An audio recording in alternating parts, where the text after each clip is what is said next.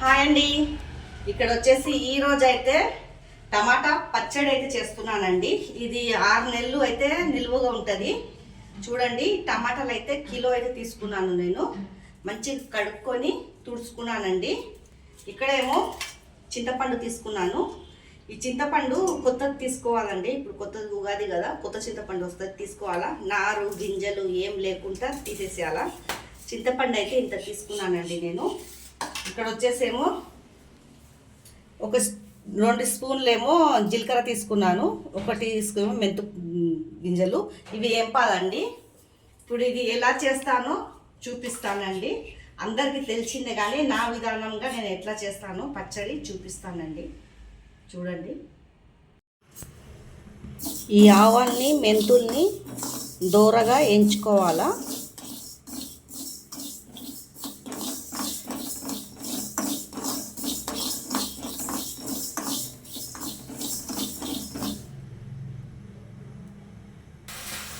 ఇట్లా పెద్ద పెద్ద ముక్కలు అయితే కోసుకున్నానండి నేను. టమాటాలు తడి అయితే ఏం ఉండవద్దు టమాటాలలా. తర్వాత ఈ చింతపండు కూడా వేసుకోవాలా.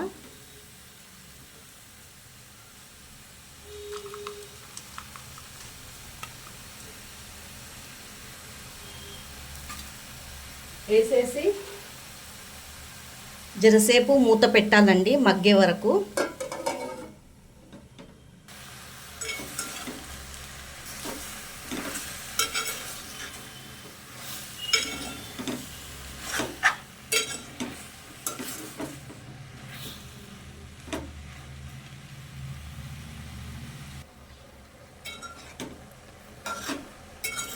బాగా మెత్తగా ఉడకనియాలండి, మొత్తం నీళ్ళంతా ఇంకిపోవాలా.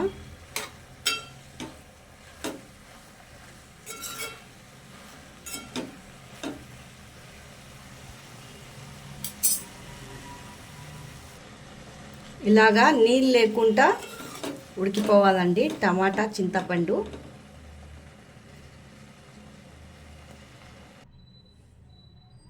ఉప్పు వేసుకోవాలండి, మనకు రుచికి సరిపోయేంతనే వేసుకోవాలి. ఉప్పు ఎక్కువ అయిపోతుంది మళ్ళీ.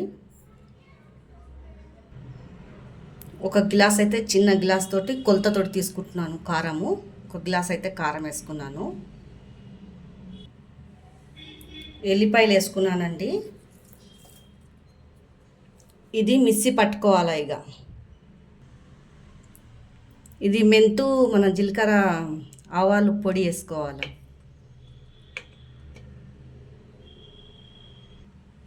ఇది బాగా మిక్స్ చేసుకొని మిక్సీ పట్టుకోవాలి. ఇది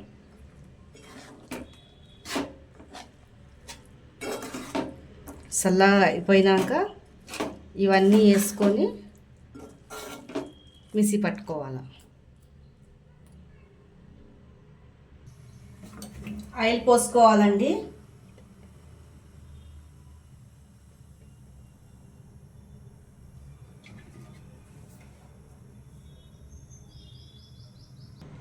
జీలకర్ర ఆవాలు వేసుకోవాలండి.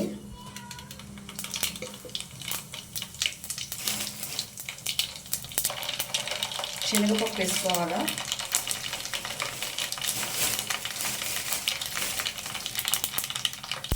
కొద్దిగా మినప్పప్పు, ఎల్లిపాయలు,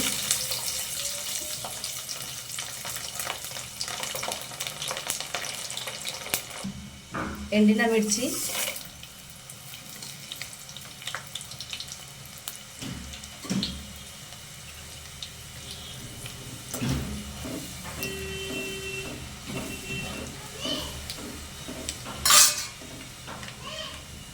కరేపాకు,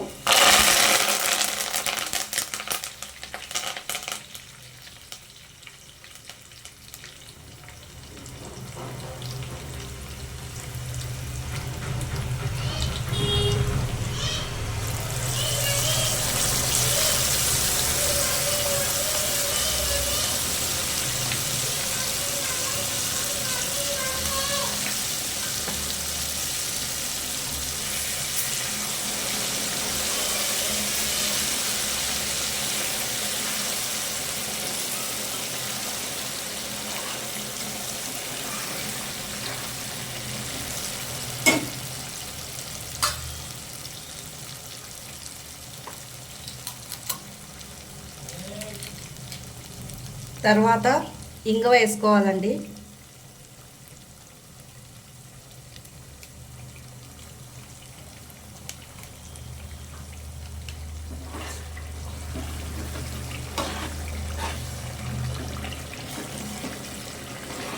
ఈ పచ్చడి టమాటా పచ్చడి 6 నెలలైనా ఉంటుంది.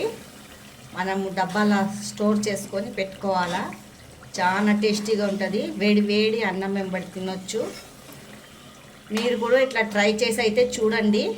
మీకు ఈ రెసిపీ నచ్చినట్లయితే లైక్ సబ్స్క్రైబ్ అయితే చేసుకోండి. కామెంట్ పెట్టండి. మీకు ఎలా నచ్చిందో టమాటా పచ్చడి కామెంట్ చేయండి.